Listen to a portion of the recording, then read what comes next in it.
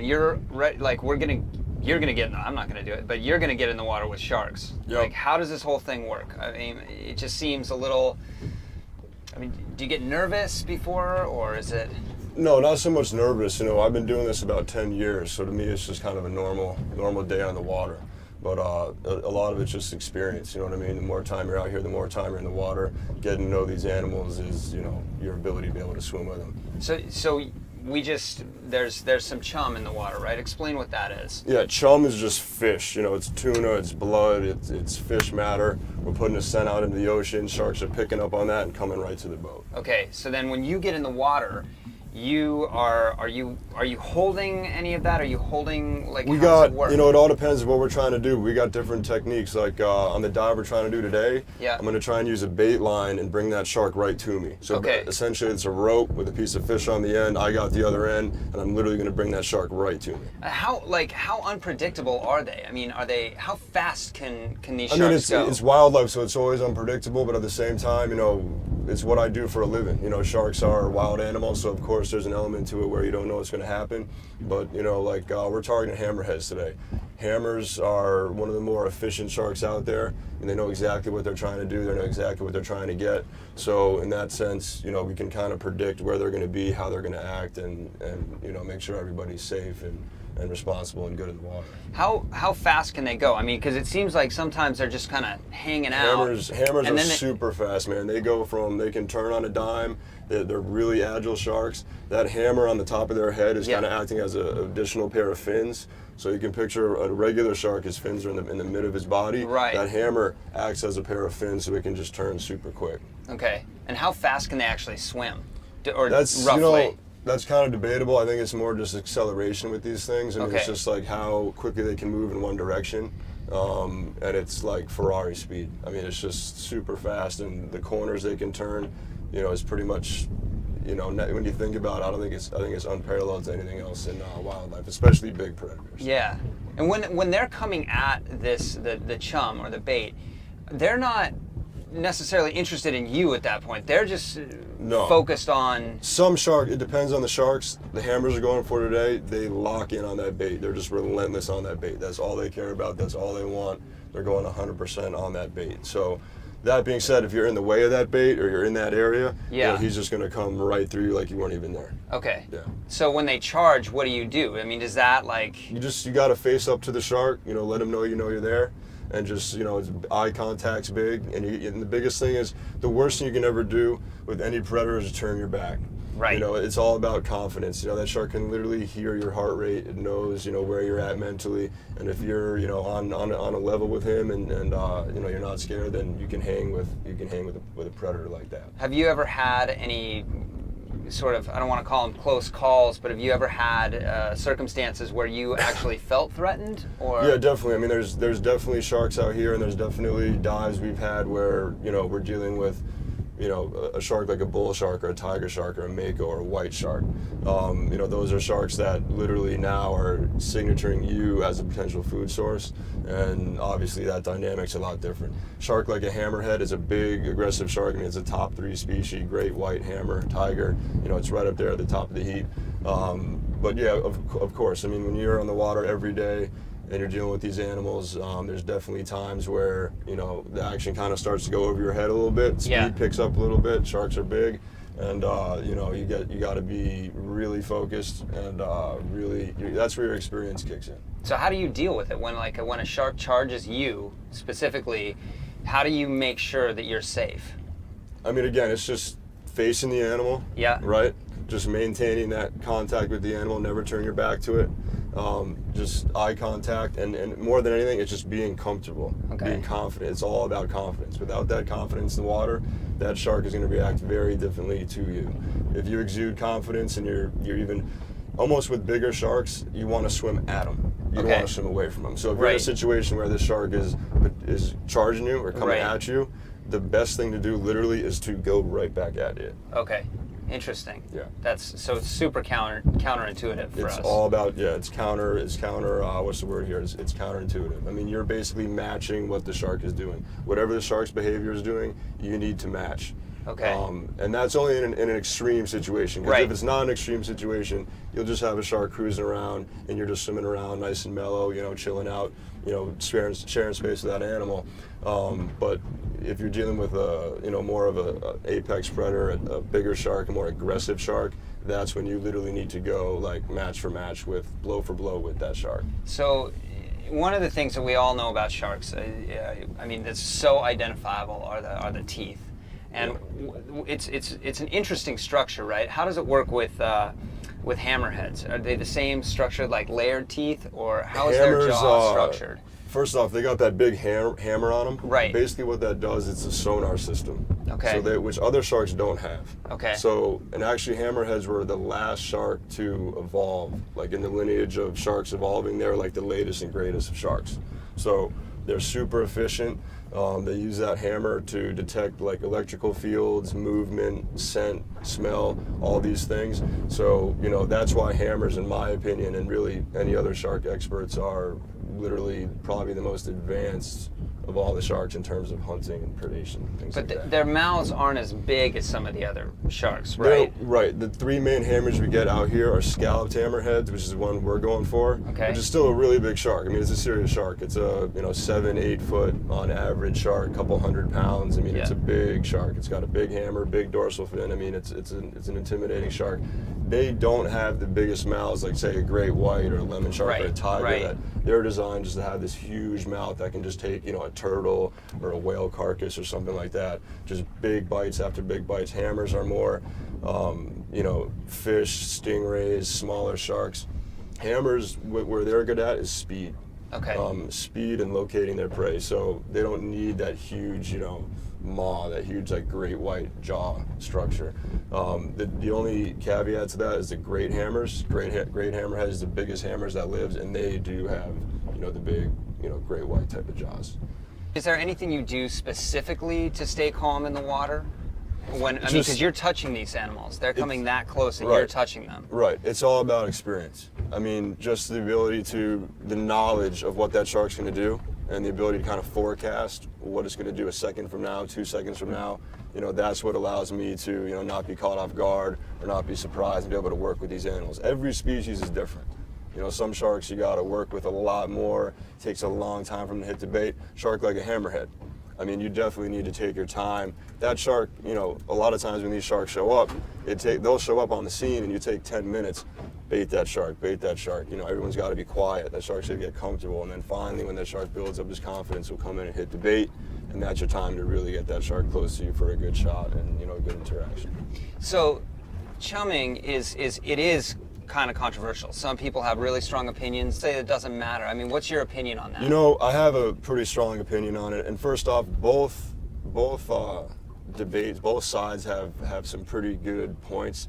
But what I always point to is, in Pacifics, the way we do it, detailed wise, we're out there in the Gulf Stream. We're out in 300 feet of water. The sharks that we target are highly migratory species. They're always on the move.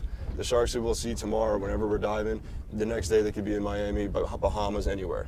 Okay. So the fact that, we're feeding the shark 1 or 2 pieces of tuna, and he's out there in 300 feet of water in the Gulf Stream, and it's an offshore species of shark, and I don't think he's going to alter his entire life behavior simply because of that one interaction and go start swimming around the beach and checking out surfers and stuff like that. I just any scientist, anybody who's aware of the sharks, how we dive, would completely agree with that.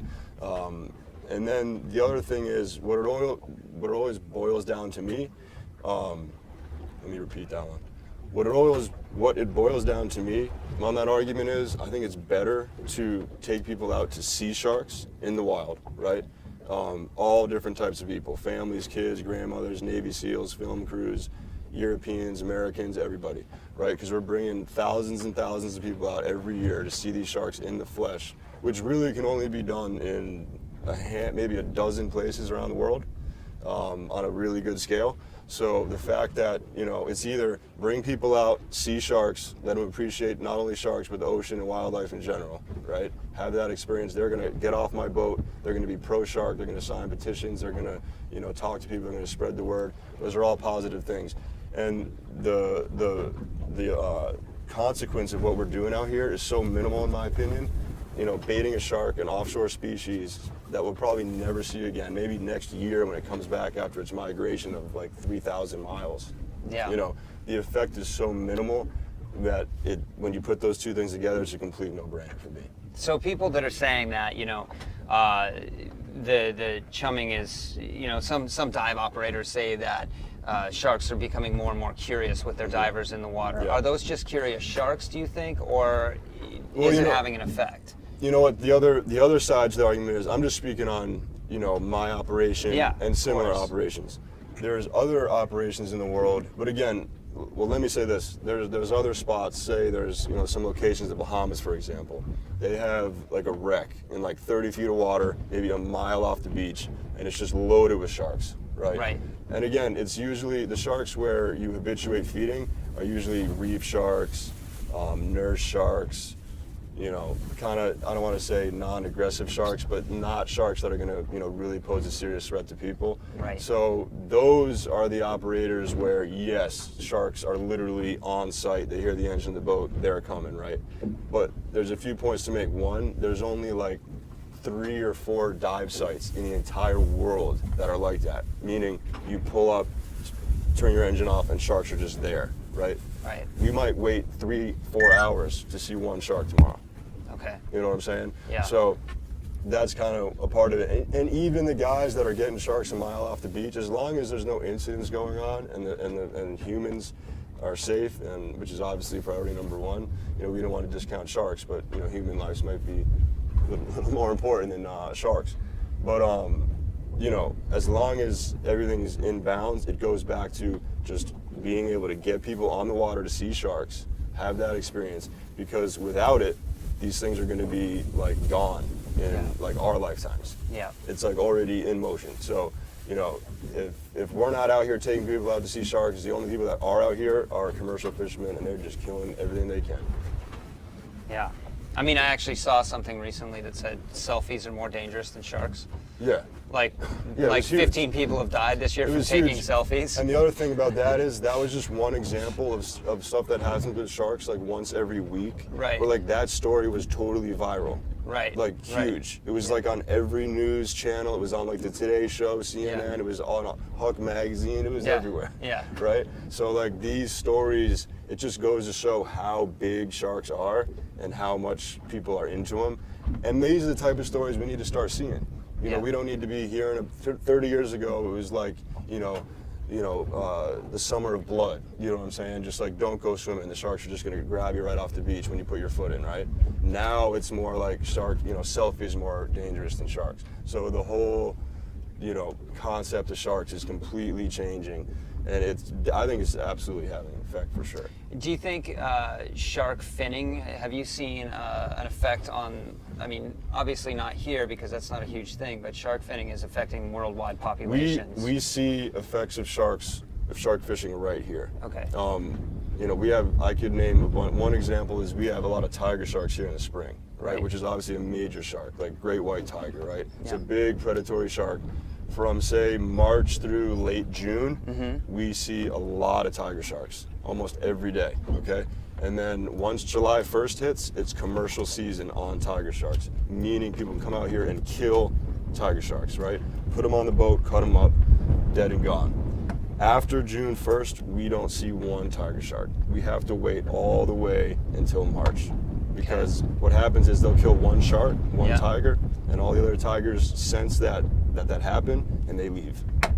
And when I say leave, they just take off on their migration that takes them like around the ocean. You know what I'm saying? So we're seeing effects right here in Jupiter, Florida. And then if you talk about overseas, you talk about China and Japan and the Asian market and things like that, in more remote areas of the world, guys are going in there with 200-foot tankers built to literally kill as many sharks as possible with zero. The laws really don't apply. They don't follow them. There's a huge black market for it. I mean, it's incredible. And a lot of these sharks too, they're highly migratory. So we'll see a bunch of silky sharks, we'll see dusky sharks, we'll see scalloped hammerhead sharks now. But later in the month, these things are going to be over in the Azores or down in South America. So, you know, the sharks that we see here could go over there and never make it back. So, I mean, I guess what I'm getting at with these questions about what's happening to sharks, and back to your opinion that it's really relevant to be showing people sharks in the wild, is that sharks are very important to the entire marine ecosystem. And there's still things like shark tournaments that are happening. I mean, can you speak to that a little bit? I actually used to fish for sharks years ago. I used to fish shark tournaments myself. You know, it's funny because I feel like a lot of people that fish in shark tournaments do it just because they want to see sharks. Right. You know what I mean? They want to hook a shark and bring it to the boat and see it next to the boat. And I think like that's the whole thing for them. Versus, I have so many friends that are, you know, diehard fishermen, right? Myself included. That, you know, we'll go shark diving, and instead of buying, you know, a brand new rod and reel, they're buying a brand new underwater camera. Right. Because they think swimming with sharks is way better than actually catching sharks, right? So as far as tournaments go, listen, I'm not a fan. A lot of those tournaments, especially the ones in New England, like the Northeast, there's a lot in New Jersey, New York, Massachusetts, really all over the eastern seaboard. They usually target, you know, mako sharks, which is, you know, that's an apex predator. That's like literally top of the pyramid. So there's not a lot of them out there. So every mako you take out of the water, not really a good thing. The cool thing is a lot of these tournaments are turning more into catch and release. I know they've actually canceled a few of them. You know, I have a lot of buddies that fish in them, and you know, it is what it is. But the good news is, like I said, they're literally canceling tournaments. They are turning kill tournaments into catch and release tournaments. So it's changing. It's changing, and the other thing I'll say... Is it changing fast enough? I mean, it could always go faster, but I think, you know, as far as reality, I think it's moving at a pretty steady pace here in the States. Yeah. In the States, and that's where, you know, the big issue. That's where big organizations come into play that, you know, have like an international, you know, a focus, because here in the States we have a pretty good handle on stuff like swordfish. You know, swordfish, 10 years ago you couldn't go out here and find one for 2 weeks. Now it's the best place in the world. You guys go out here and they're getting 3-4 sailfish a night, catch and release. Yeah. Right. So the States usually, if we do mess up with our fisheries, we usually, you know, see it pretty quickly and then correct it. So hopefully that's happened with sharks. Yeah. Well, I like it when surfers get killed. Me too. I think they're pretentious little shits. I know. No, I'm just... Especially longboarders. Yeah, the longboarders are the worst. There's this guy, Mikey DeTemple, total big shot. Just wish. Yeah. I wish he'd get taken down. Surfer who lives in Manhattan, come on. So we've talked a little bit about how sharks can get portrayed negatively in the media, and it usually happens after there's an attack, which is almost always unintentional. I mean, we're not natural prey for sharks. The result of that oftentimes is a cull, where they'll go out and they'll actually target sharks and kill 3 or 4 in looking for that one that perpetrated that. I mean, how do you feel about that? Right. I mean, first off, a lot of those culls take different species out. You know, so you're looking for a needle in a haystack. You're looking for one animal that was responsible for something, and it ends up killing other sharks, turtles, all sorts of sea life, right? But another aspect is, you know, this is where you take Southwest Australia, for example. I mean, that's where great whites live, and actually the most aggressive group of great whites live in Southwest Australia, right? So I think people there just need to ask themselves, you know, do we want to let this incredible animal live here and, you know, enjoy where it's supposed to be naturally and has been for a long time? Or are we just going to, you know, force our, you know, human abilities on it and literally just kill as many as we can? You know, I think technology, there's better ways to do it than culling. There's better ways to do it. Might cost a little more money. The government might have to spend a little more money, but, you know, there's definitely better ways to do it. Even things like nets, you know, if they're built the right way, can work pretty well. Maybe designated swim areas, you know what I'm saying? So things like that can definitely, I think, be a little bit more effective than throwing a bunch of hooks in the water. And, you know, because even if you get, you know, 3 whites, what about the 5th, 6th, 7th, 8th? I mean, there's just a million. There's a lot of reasons why culling is a bad deal. And for me, it really just boils down to letting this animal live. And if you're in an area where that animal lives, respect your surroundings, and that might keep some of the instances down. So what are the primary risks? I mean, worst case scenario, what happens if a dive goes wrong? Well, if a dive goes wrong, that means sharks are just going to be pretty aggressive, right? They're just amping everything up, and we don't do what we need to do. In other words, we're not, the respect, it's all about respect, okay? If the situation's going over your head or the sharks are moving at a speed that you can't really control, then it's time to maybe just, call it a day, back out of the dive, or, again, it comes back to experience. If you're an experienced diver, you very rarely find yourself in that situation, and if you do, you can usually handle it long enough to, essentially either wait till that shark calms down or just, make your way back to the boat, maybe put the bait a little further back, just kind of remove yourself from the situation. I mean, this is not a thing where we're jumping in with this highly aggressive shark, call it a mako. Say it's a 500-pound mako shark, super fired up, right? That type of shark is used to taking down prey twice its size. So if you're in the water with that animal, that is then now like a predatory situation. So, the way to combat that is to just, deal with the shark, know what it's doing, read the body language, and know how to move in the water. Confidence and movement in the water is huge. You know what I mean? Yeah, so I mean, it seems like you have to have pretty much a 360-degree view of what's happening around you at all times. 100%. With one shark, it's good to have a 360 because you never know when that other one's coming. With a lot of times, though, with the bigger species, they're more solitary. If you see a great white, if you see a mako, if you see a tiger, probably going to be one of them. There's definitely exceptions to that, but yeah, you just focus on that one shark. Then there's other sharks like a bull shark, dusky sharks. They're more pack-oriented. There's usually a lot of them. So that is definitely dives where, things get a little more intense when you have not one shark, but maybe 10 sharks, 15 sharks to, contend with. And how do you, are you always diving with somebody, or are you alone? Usually we have, myself, I've done a bunch of solo dives, and then we do a lot of, have other divers in the water as well. It all depends on what we're doing. If I'm running a regular charter with, some family of 6, then, we'll have one of my divers in the water. I'll usually be watching from the boat, or I'll go in myself. If we're shooting a documentary, or if we're just going out, just trying to dive with sharks on an expert level, then it'll probably be myself and maybe 2 or 3 other people. Okay. So and you're trusting each other to kind of, Totally. Everybody's got their eyes everywhere. Yeah, everyone, it's a team deal. Everybody knows each other's strengths. Everybody's capable of, meeting any situation that comes around, handling it. Everybody's extremely confident in the water. So yeah, it's definitely a team environment in there.